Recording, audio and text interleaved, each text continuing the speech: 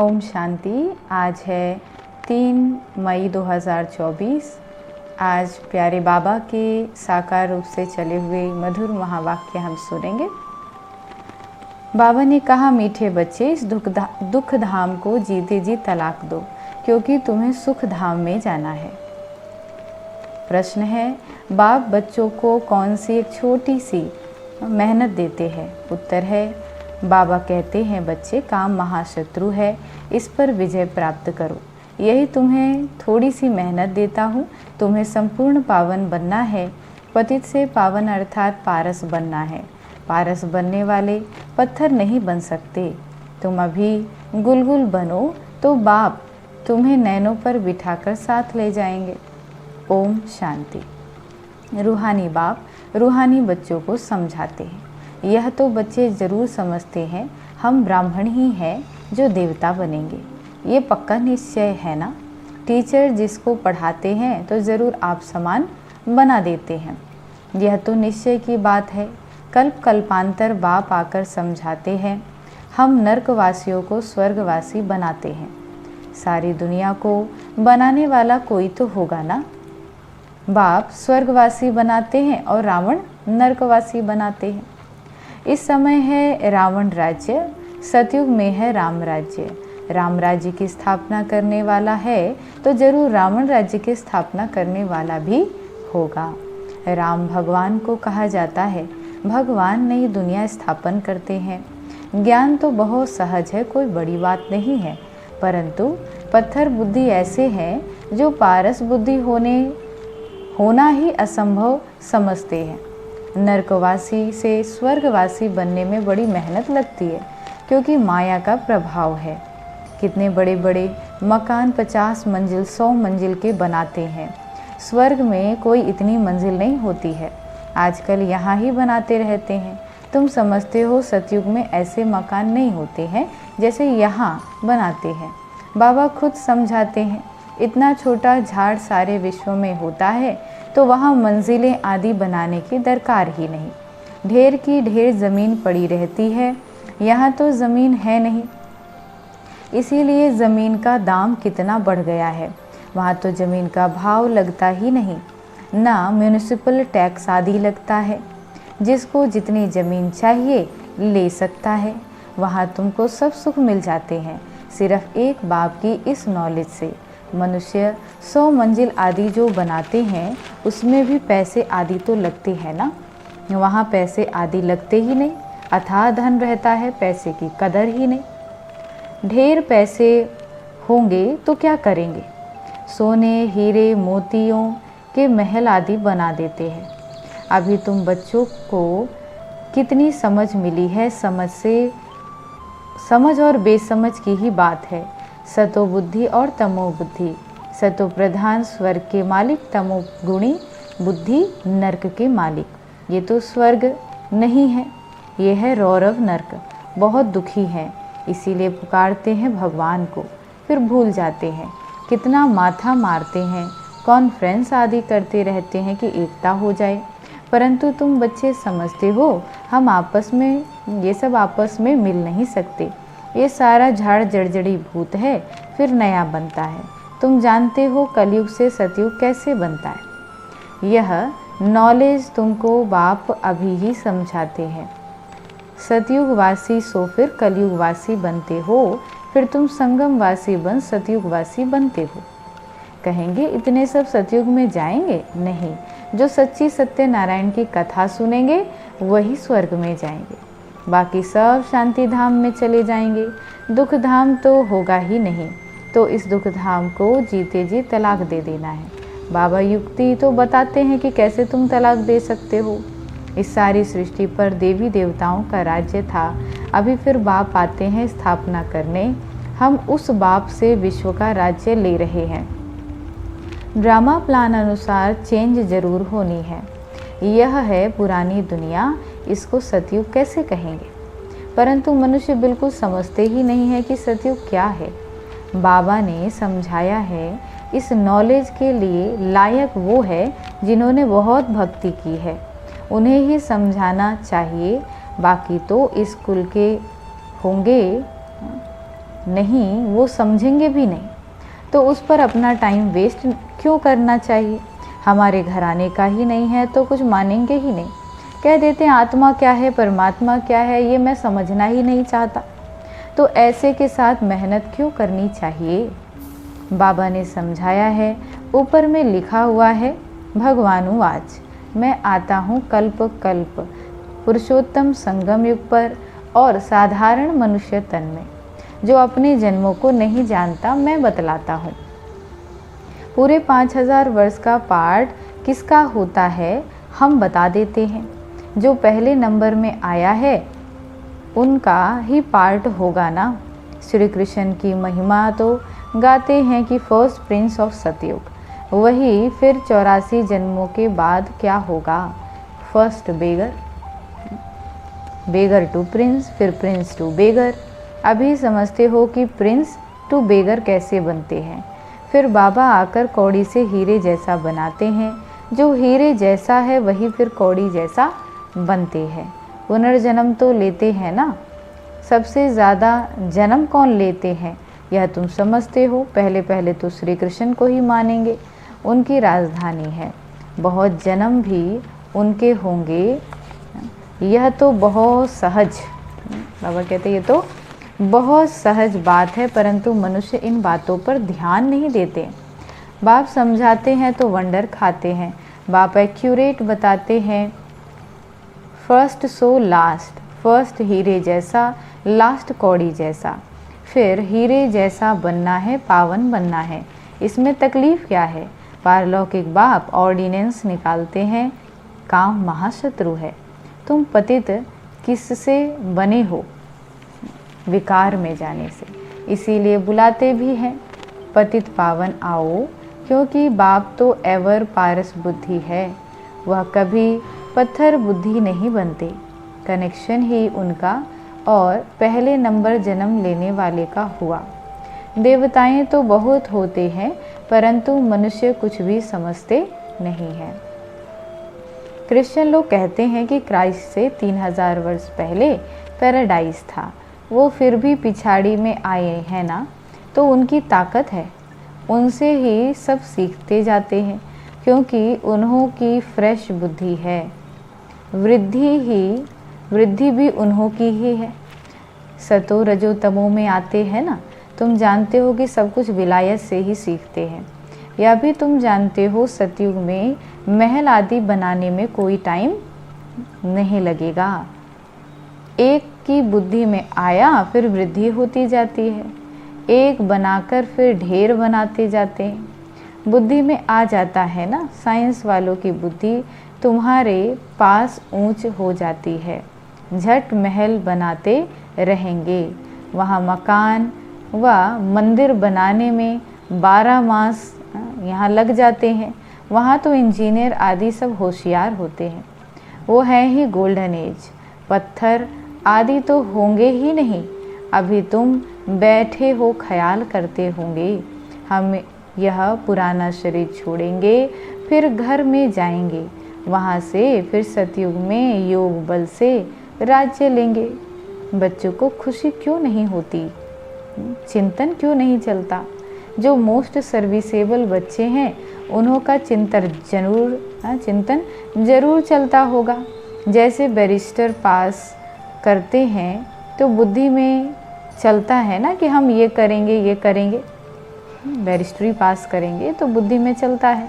तुम भी समझते हो कि हम ये शरीर छोड़ करके ये बनेंगे। याद से ही तुम्हारी आयु वृद्धि को पाएगी। अभी तो बेहद बाप के बच्चे हैं। यह ग्रैंड बहुत, ये ग्रेड जो है ये बहुत ऊंची है।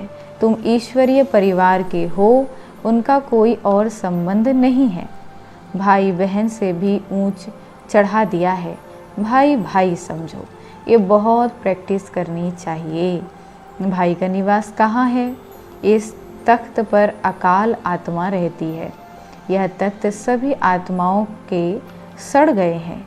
सबसे जास्ती तुम्हारा तख्त सड़ गया है।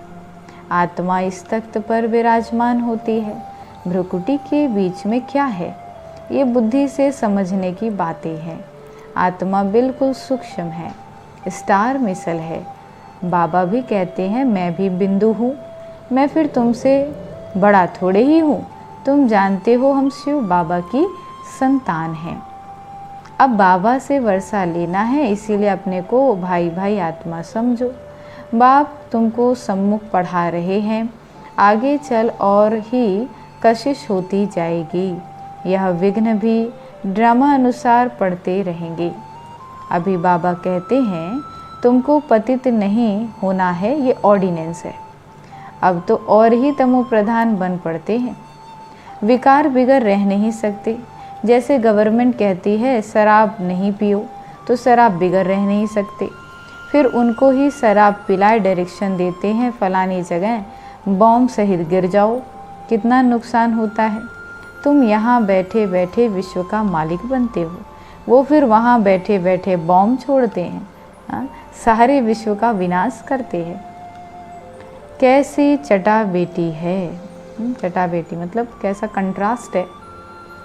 बैठे बैठे आप दुनिया को स्वर्ग बना रहे हो और वो बैठे बैठे इस दुनिया को नर्क बना देते।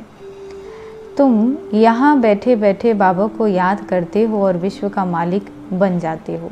कैसे भी करके बाप को याद जरूर करना है। इसमें हठ योग करने व आसन आदि लगाने की बात ही नहीं है। बाबा कोई भी तकलीफ नहीं देते हैं। कैसे भी बैठो, सिर्फ तुम याद करो कि हम मोस्ट बिलवेड प्यारे बच्चे हैं। कौन है? बाबा के मोस्ट बिलवेड, बहुत प्यारे हम बच्चे हैं। तुमको बादशाही ऐसे मिलती है जैसे माखन से बाल। गाते भी हैं सेकंड में जीवन मुक्ति। कहाँ भी बैठो, घूमो फिरो, बाबा को याद करो। पवित्र होने बिगर जाएंगे कैसे? नहीं तो सजाएं खानी पड़ेगी। बाबा कहते जाओगे कैसे? जब धर्मराज के पास जाएंगे तब सबका हिसाब किताब चुकतू होगा। जितना पवित्र बनेंगे उतना पद ऊंच पद पाएंगे। इम्प्योर रहेंगे तो सूखा रोटला खाना खाएंगे, यानी कोई प्राप्ति नहीं होगी, ऊंच पद की प्राप्ति नहीं हो सकती। जितना बाप को याद करेंगे पाप कटेंगे। इसमें खर्चे आदि की कोई बात ही नहीं है। भल घर में बैठे रहो, बाबा से भी मंत्र ले लो। ये है माया को वश करने का मंत्र। क्या है मंत्र? मन मना भव, यानी मन को मना करके भगवान में लगाओ। मन ही मन उनको याद करते रहो। यह मंत्र मिला फिर भल घर जाओ। मुख से कुछ बोलो नहीं, अल्फ बे बादशाही को याद करो। तुम समझते हो बाबा को याद करने से हम सतो प्रधान बन जाएंगे, पाप कट जाएंगे। बाबा अपना अनुभव भी सुनाते हैं। ब्रह्मा बाबा क्या अनुभव सुनाते हैं? भोजन पर बैठता हूँ, अच्छा हम बाबा को याद करके खाते, ऐसे समझते। फिर तुरंत ही वो झट भूल जाता है, क्योंकि गाया भी जाता है जिनके माथे मामला। कितना ख्याल करना पड़ता है, फलाने की आत्मा बहुत सर्विस करती है, उनको याद करना है। सर्विसेबल बच्चों को बहुत प्यार करते हैं। तुमको भी कहते हैं कि इस शरीर में जो आत्मा विराजमान है उनको याद करो। यहाँ तुम आते हो शिव बाबा के पास, बाप वहाँ से नीचे आए हैं। तुम सबको कहते भी हो भगवान आया है, परंतु समझते नहीं, युक्ति से बताना पड़े। हद और बेहद के दो बाप हैं। अब बेहद का बाप राजाई दे रहे हैं, पुरानी दुनिया का विनाश भी सामने खड़ा है। बाबा कहते पुरानी दुनिया का विनाश भी सामने खड़ा है। एक धर्म की स्थापना अनेक धर्मों का विनाश होता है। बाप कहते हैं मामेकम याद करो तो तुम्हारे पाप भस्म हो जाएंगे, यानी मम एकम, केवल एक मुझे एक को याद करो, ऐसा कहते हैं परमात्मा। उन्हें याद करने से ही पाप भस्म होंगे।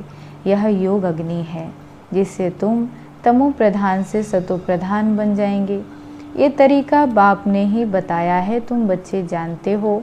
बाप सबको गुलगुल बनाकर नैनों पर बिठाए ले जाते हैं। कौन से नयन? ज्ञान के। आत्माओं को ले जाते हैं। समझते हो, जाना तो जरूर है।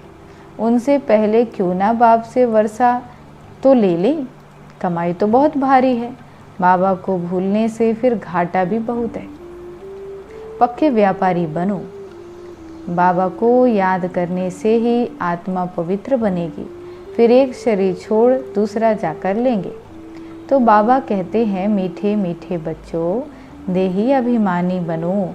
ये आदत पक्की डालनी है।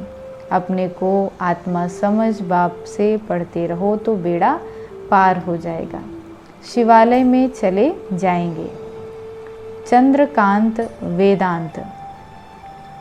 बाबा यहाँ कहते हैं, मैं भी ये कथा दी हुई है। चंद्रकांत वेदांत में कथा है।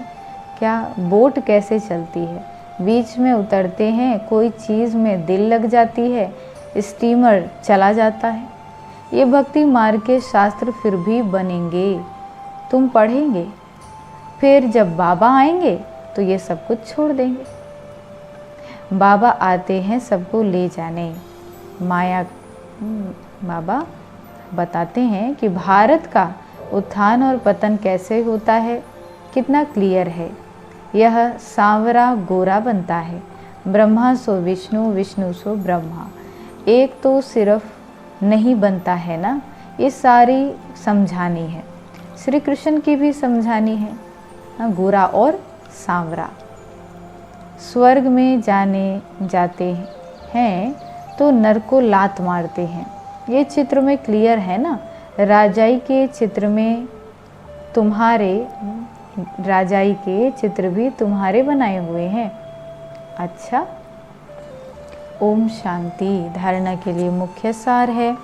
पहला पॉइंट है, बाप के ऑर्डिनेंस को पालन करने के लिए हम आत्मा भाई भाई हैं। भ्रुकुटी के बीच में हमारा निवास स्थान है। हम बेहद बाप के बच्चे हैं। हमारा ये ईश्वरीय परिवार है। इस स्मृति में रहना है। देही अभिमानी बनने की आदत डालनी है। दूसरा पॉइंट, धर्मराज की सजाओं से छूटने के लिए अपने सब हिसाब किताब चुकतू करने हैं। माया को वश करने का जो मंत्र है उसको याद रखते सतो प्रधान बनना है। वरदान है, बिंदी रूप में स्थित रहे, औरों को भी ड्रामा के बिंदी की स्मृति दिलाने वाले विघ्न विनाशक भव। बिंदी रूप में स्थित रहे, औरों को भी ड्रामा के बिंदी की स्मृति दिलाने वाले विघ्न विनाशक भव। विस्तार है, जो बच्चे किसी भी बात में क्वेश्चन मार्क नहीं करते, सदा बिंदी रूप में स्थित रहे, हर कार्य में औरों को भी ड्रामा की बिंदी स्मृति दिलाते हैं, उन्हें ही विघ्न विनाशक कहा जाता है। वो औरों को भी समर्थ बनाकर सफलता की मंजिल के समीप ले आते हैं। वह हद की सफलता की प्राप्ति को देख खुश नहीं होते, लेकिन बेहद के सफलता मूर्त होते हैं। सदा एक रस, एक श्रेष्ठ स्थिति में स्थित रहते हैं। वो अपनी सफलता की स्वस्थिति से असफलता को भी परिवर्तन कर देते हैं। तो बाबा का कहना है कि विघ्न विनाशक वही है जो सवालों से परे रहे, प्रश्नों से परे रहे और हर बात में, हर कार्य में खुद भी बिंदी लगाए और औरों को भी ड्रामा की बिंदी की स्मृति दिलाए। ऐसी समर्थ आत्माएं जो होती हैं वो सफलता के मंजिल के समीप पहुंचती हैं और सदा एक रस श्रेष्ठ स्थिति में स्थित रहते हैं। और जो अपनी सफलता की वह स्वस्थिति है, स्वस्थिति से वो असफलता को भी सफलता में चेंज कर देते हैं। स्लोगन है आज का, दुआएं दो, दुआएं लो तो बहुत जल्दी माया जीत बन जाएंगे। दुआएं लो, दुआएं दो तो बहुत जल्दी माया जीत बन जाएंगे। अच्छा, ओम शांति।